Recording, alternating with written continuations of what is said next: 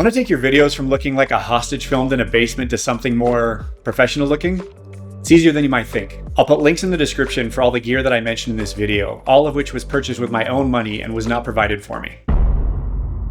If all you have is a cell phone, then use it.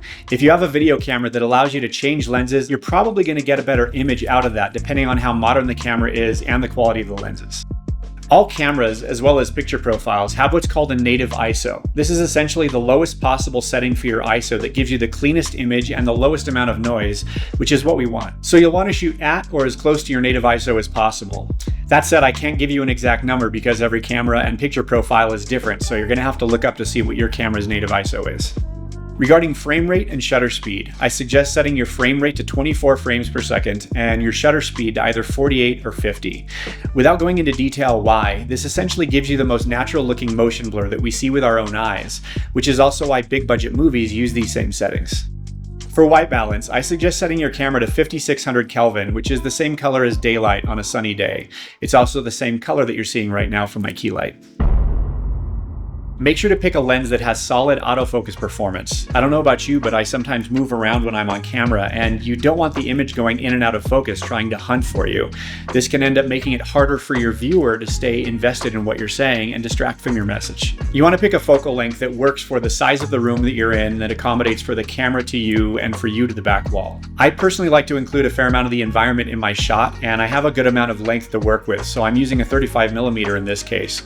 But if you're working in a smaller space or just don't have as much room, then you might want to check out a 24mm or a 16mm. I recommend using the widest possible aperture on your lens, which is also called your f-stop. This is basically going to give you a greater depth of field, which means your background is going to be more blurry and help separate you, which is the main subject, from the background. In my case, I'm using f1.4, which is pretty wide open and gives me a great separation between myself, which is in focus, and the rest of the room, which is a little bit soft and out of focus behind me.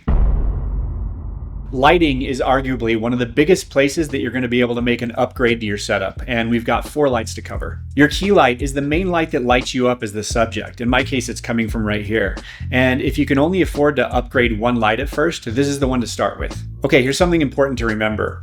The bigger the light source is in relation to your face and body, in general, the more pleasing and soft and flattering the light's going to look on your face.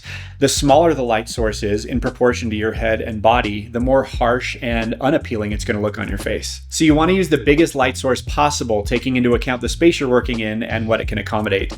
And the best way to do that is to use a video light, also called a cob light, and a softbox. Personally, I recommend Amaran for video lights. They're a great compromise between functionality and budget. The light coming out of these things is really high quality, and you can link and control them all with your phone, which is pretty convenient. If you're working with a space like this where you can close the windows and make it dark and then relight the space with just your own lights, then a 60-watt light's going to be more than fine. If you're working in a room where there's a bunch of bright light coming through, maybe even sunlight, and there's no way to block it out, then you might need to upgrade to something like a 100, 200, or 300-watt light. Now you're also going to need a softbox. This is what you attach to the front of the video light that makes your light source so much more big and pleasing as it falls on your face. They come in a wide variety of sizes. I think I have a 25-inch softbox, a 33, and a 36. In this case, I'm using the biggest one because I want the most flattering light for this video. If you're super limited on space, you can use something like this LED panel and you'll be able to get good results. It just won't give you as soft or flattering or pleasing light as a softbox because it's not as big of a light source. You generally want to place your key light off to one side of your camera, and the further off to one side you get, the more of a harsh shadow you're going to get on the other side of your face. But a good starting point is roughly 45 degrees off to one side, and then you can just adjust it until you like how it looks. You also want your key light to be lifted up a little bit higher than your head. This ends up creating a little bit of a shadow underneath your chin, and again is just considered more flattering and pleasing to look at. Here's what my setup looks like without the key light, and this is what it looks like with the key light. It's amazing how much lifting this one single light is doing. You also have the option to place the key light directly behind the camera so it lights up your face evenly across both sides. It also tends to look more flat since the lighting is equal from one side of your face to the other. Your fill light goes on the opposite side of you from your key light so that it fills in some of the shadow that you would otherwise have here on the side of your head. I'm using the Amaran PT2C tube light, and I find it works perfect as a fill light. Here's what the shot looks like without the fill light happening. You can see how dark the shadow is on this side of my face, and this is what it looks like with the fill light. It just fills in a little bit of the shadow. It's still darker on this side of my face than this side, but it ends up making a nice smooth transition. Now there's another kind of lighting called a hair light, and this is where if I was using it, it would be up out of frame and behind me, but shining at the back of my head. And what this would do would be to rim light or backlight my hair just a little bit. That helps create more separation, again, between me and the background behind me. In my case, I don't use it because I have no hair. It just ends up making a bright, shiny spot on my head. So while I don't use it, I did want to let you know in case you want to try using a hair light too. Practical lights are when you actually use a real light source in your shot. For example, the lamp that you see over there in the corner, there's a lamp behind my head, the candle light, the screen. Those are all examples of practical lighting, and you can use those to create what's called motivated lighting. That's where you take a practical light that's in the shot and then you exaggerate it using a second light that's actually off camera, out of shot. So here's an example. You see the candles over there? They're more of a warm color temperature. They're roughly more or less at 3200 Kelvin.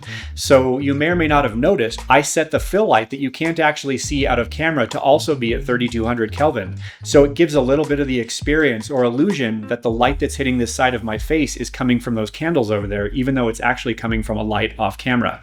That's motivated lighting. Now, you don't have to use practical lighting in your shot. I just personally find it's a nice way to add some interest and depth and make it a little more cinematic looking. And with background, this really comes down to personal taste. There's so many different ways you can do it, but here's some things to consider. You generally want to avoid sitting with your back straight up against a wall, as it just tends to look pretty amateur. Sometimes the space you're working in is so small you don't have a choice, but if you have an option, create more space between you and the objects behind you. Since my basic talking head YouTube shot is also my own living room, I just decided to use my workstation and part of my living room as the background. And I also decided to actually shoot at an angle, sort of into the corner, because I feel like it just adds more depth and dimension by seeing one wall fade off into the background rather than shooting flat against a wall at 90 degrees. But this is really just personal choice. So in terms of all the lights that I have in the background of my shot, I've got the candles going on the top of the speaker. I've got a salt lamp on that's sort of an orange pink color in the back corner there. And then I've got the teal colored desktop on my computer, which I chose very much on purpose because teal and orange are complementary colors and look very pleasing to the eye. And then we've got the video lights I was telling you about and two lamps that are behind me filling in the rest of the light. So something else I did in this shot regarding lighting is called checkerboarding. It's where you create alternating light and dark parts of your shot. So if you'll notice, the wall on this side of my face doesn't have as much light on it. It's kind of dark.